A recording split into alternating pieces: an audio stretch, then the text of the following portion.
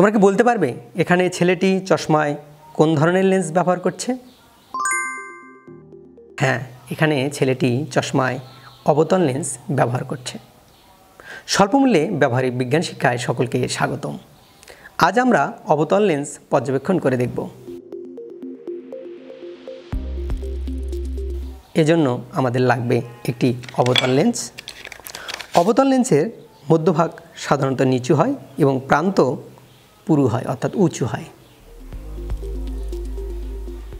এবং দুটি laser light.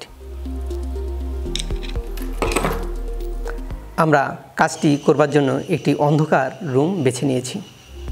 আমরা আলোকরশ্মি দুটিকে সমান্তরালভাবে ফেলবার জন্য লেজার লাইট দুটিকে সমান্তরালভাবে টেপ দ্বারা আটকিয়ে নিই। এখানে আমরা দেখতে পাচ্ছি সমান্তরাল আলোকরশ্মি প্রতিসরিত হবার পর অবতল লেন্স থেকে ছড়িয়ে যাচ্ছে। তোমরা কি জানো কেন এমন ঘটনা ঘটল?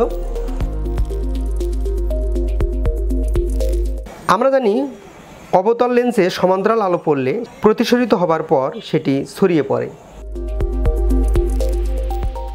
ওই একইভাবে আমরা যদি বাঁকা করে ফেলি তাহলে দেখা যাচ্ছে এটি প্রতিসরিত হবার পর আবার সমান্তরালভাবে বেরিয়ে যাচ্ছে।